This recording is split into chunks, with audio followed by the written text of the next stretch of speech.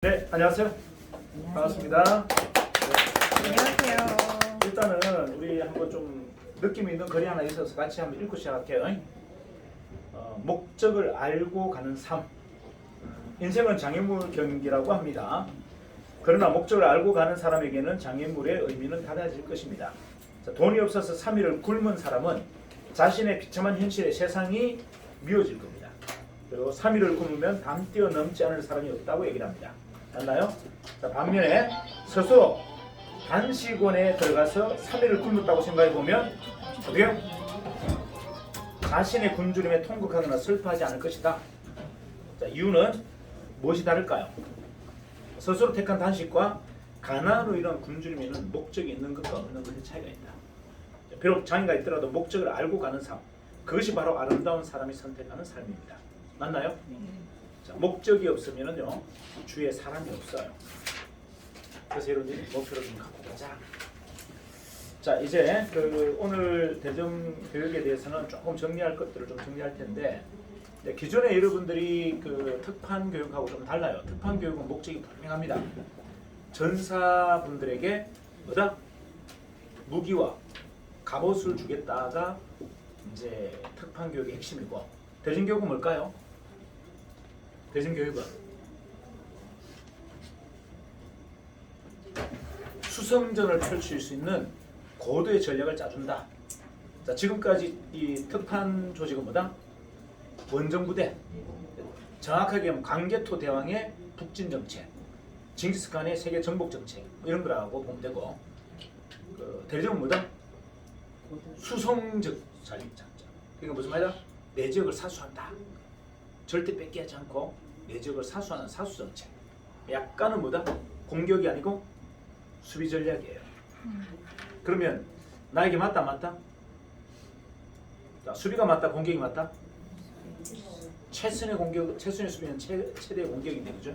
뭐 그렇다 하더라도 어쩌겠어요. 뭐 수비를 좋아하는데, 맞아. 공격하려니까 막 여러 가지 걸리는 게 많아. 막 피도 보고 막 옆에 막 전사들 막 시체가 나등부리지고 막 가슴이 아프고, 그죠? 근데 수성전은 어떻게요? 잘만 숨어 있으면 화살 막 백날 써봤자 성 못 들인다. 맞아요. 몸만 안 주면 된단 말이에요. 몸만 대우만 안 주는데. 그래서 대리점은 강도가 좀 약해요. 약하지만 여러분들이 나는 그래도 공성전을 같이 공격과 수비를 동시에 하겠다 하면 여러분 어떻게 해라? 8시에 특판에도 참여해서 들어라. 이해가죠? 양쪽 다. 그래서 여러분들 헷갈려 할 필요 없어요. 자, 지금 지방에서 이런 일이 있습니다. 특판은 뭐고 대리점은 뭐야? 대리점이 자꾸 특판을 하려고 이렇게 전략을 짜다 보니까 좀 헷갈린다. 이런 얘기 하죠. 헷갈릴 게 하나도 없다. 맞아요. 헷갈릴 게 하나도 없잖아요. 지역을 거점으로 공성전을 펼치겠다. 고도의 뭐다? 수성전을 펼치겠다. 이게 대리점이에요. 자, 그 다음에 나는 이걸로 만족 못해. 나는 징기스칸 전략. 어떻게요? 전 세계를 먹어야 되겠다. 그래서 그쪽 나라 하나를 나는 뭐다? 가져와야 되겠다. 이런 사람들이 들어가는 거예요. 그러면 욕구가 강하면 특판하고, 그냥 여러분들이 그냥 일반적인 그냥 목표를 잡았다면 수승하면 됩니다. 이해가죠? 수승을 하더라도 성주니까 적어도 그 성 안에 있는 사람들은 보살펴야 돼. 그 성 안에 있는 사람은 그래도 전투력을 강화시켜야 돼. 왜? 이 수비 전략도 만만치 않은 전략이란 말이에요. 맞죠? 그죠? 나가서 싸우진 않지만 어쨌든 들어오는 성에 들어오는 모든 이 뭡니까? 외세 세력을 막아야 될 거 아닙니까? 그래서 수시로 보다 전투 훈련도 하고, 그죠? 행동도 하고, 이렇게 노닥거리고 놀기도 하고 이렇게 해야 되는 겁니다. 자, 그렇게 본다면 이제 여러분들이 자, 내가 어떤 성공을 한다, 완성을 한다라고 했을 때 우리가 이제 순서가 있어요. 일단 첫 번째, 생각이 먼저 바뀌어야 돼요. 생각이 먼저 변화가 일어나야 되고, 두 번째, 행동의 변화가 일어나면서 성공이 됩니다. 맞죠? 네. 생각의 정리가 없이 행동은 절대 바뀌지 않습니다. 동의하나요? 자, 그 다음에 가장 중요한 건 여러분들이 이 어떤 사업에서 가장 중요한 것은 정보 수집이에요. 자, 결국은 첫 버전이죠. 첫 버전. 우리가 전쟁을 치르기 전에 먼저 합니까? 자, 평양이 지금 어떻게 돼 있는지 봐야 될 거 아니에요. 그죠? 그 다음에 우리 뭐죠? 휴전선 뒤에 군사실들이 어떻게 돼 있는지를 타진해 봐야지. 이걸 정보 수집을 합니다. 정보 수집에 실패하면 실패한 거예요. 하지만 이걸 성공하면 거의 전투에서는 90% 이깁니다. 맞나요? 적의 상황을 정확하게 판단하고 있으면 뭐 우리가 질 리가 없잖아요. 알아서 다 대처할 건데. 자, 그 다음에 긍정적인 정보 수집이 있고요. 부정적인 정보 수집이 있어요. 자, 긍정적인 정보 수집은 이성적 판단, 그리고 현재 기준으로 미래를 설계합니다. 자, 부정적 판단은 정보 수집보다 감성적으로 봐버립니다. 좋은 놈, 싫은 놈, 마음에 드는 놈, 안 드는 놈. 그리고 뭐다? 과거 기준에 의해서 미래를 설계합니다. 맞죠? 자, 그럼 우리는 냉정하게 이제 첫 버전을 정보 수집을 하기 위해서는 뭘 해야 된다? 긍정적 정보 수집. 긍정적으로 이성적으로 판단해야 되고 현재 기준을 가지고 미래를 설계해야 돼요. 현재 나의 진단이 정확하게 필요하다. 그래서 열린 사고가 필요하고 생각의 유연성이 필요하죠.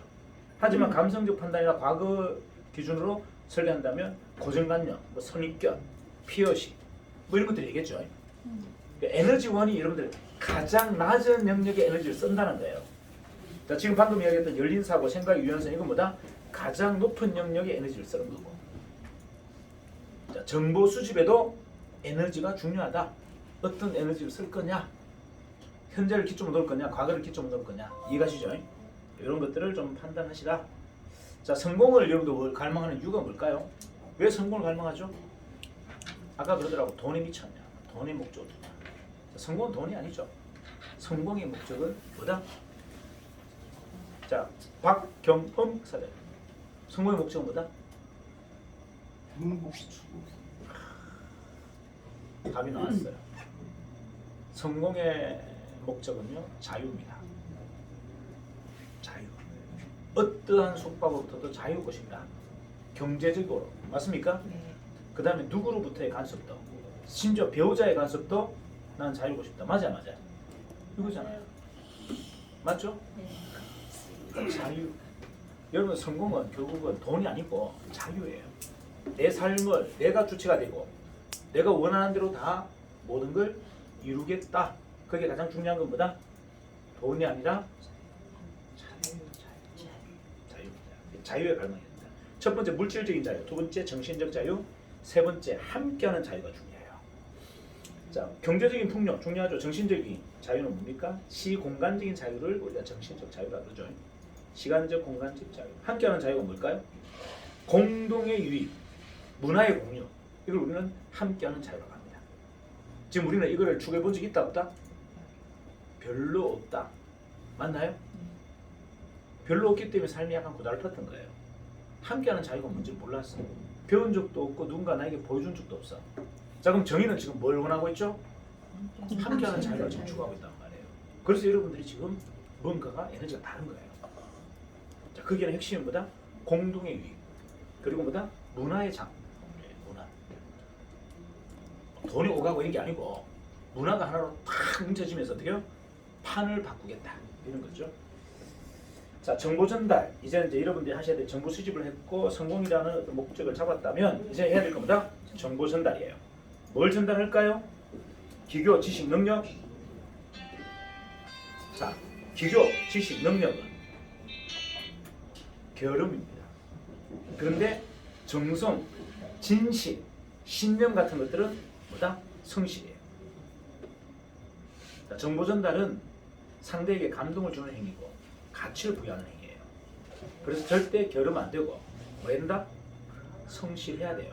그래서 정성을 다해야 되고 진실을 다해야 되고 신념을 다해야 됩니다. 그래야 정보가 전달합니다. 지금까지 우리는 그렇게 훈련받았다 안 받았다? 안 받았다. 어떻게 훈련받았다? 기교, 지식으로 훈련받았다. 맞습니까? 네. 능력 있는 사람은 잘 판다고 알았다. 근데 알고 보면 그렇게 성공하는 사람은 거의 없다. 정보 전달의 핵심은 뭐다? 정성이고 감동을 줄 수 있는 정성, 그리고 진실이고 그다음 뭐다? 신념. 이제 그렇게 여러분들 컨텀을 통해서 지금 무장이 되어 가신다. 맞습니까? 네. 자, 그러면 이제 성공 법칙을 한번 정리해 볼까요? 다시 한번. 자, 일단 성공을 비전으로 가지면 잠재 능력이 나옵니다. 자, 여러분들 보세요. 완성을 비전으로 딱 세우면 뭐가 나온다? 내 안에 있는 잠재의식이 깨어나요. 근데 성공을 비전을 안 잡으면 항상 뭐다? 여러분들은 우울해져요. 우울해진다. 이해가시죠? 자, 그 다음에 비전이 사랑하는 연인이에요. 그리고 비전이 사랑하는 자식입니다. 자, 여러분 다 볼까요? 사랑하는 연인이 있어요. 뭐 타협 포기합니까? 아버지가 반대해도? 엄마가 반대해도? 타협한다 안 한다? 안 한다. 포기한다 안 한다? 안 한다. 무조건 꼬리 끝까지 간다. 맞죠? 자, 사랑하는 자식이 있어. 두려움이 있어요 없어요? 없잖아요. 비전은 바로 그런 것 같다. 사랑하는 연인과 사랑하는 자식과 같다. 이해가시죠? 그래서 바로 쉬어야 된다. 왜? 잠재의식을 끄집어내기 위해서. 자, 결론 한번 정리해볼게요. 자, 결론은, 자, 프로는 일에 반합니다. 프로는 뭐에 반하는 사람? 사람에 반하는 게 아니고 일에 반하는 사람. 직업적 자긍심, 그 다음 강한 직업의식, 이게 프로예요. 맞죠? 자, 신념은 뭡니까? 신념은 일에 대한 명분과 가치입니다. 그래서 제가 계속 얘기하잖아요. 스위스 팀기, 우리 퀀텀 팀기로 우리는 뭘 이루자? 실리 플러스 명분과 가치를 이루자 얘기하잖아요. 그죠? 사명감은 뭡니까? 사명감은요, 신념 플러스 사람 간의 사랑이에요. 자, 무슨 말이다? 신념 플러스 사람과의 사랑이 결합되면 이게 신념입니다. 사명감이죠. 자, 신념이 그냥 생기는 게 아니죠. 사람에 대한 근원적인 사랑이 기본이 되고 그게 신념이 붙으면 이게 뭐가 된다? 사명감이 없으면 일이 신나지 않아요. 행복하지 않습니다. 맞죠? 네. 자, 이렇게 해서 이제 한번 정리해 보고요. 그 다음에 이제 자세에 대해서 한번 정리할게요. 자, 자세 이제 끝이고.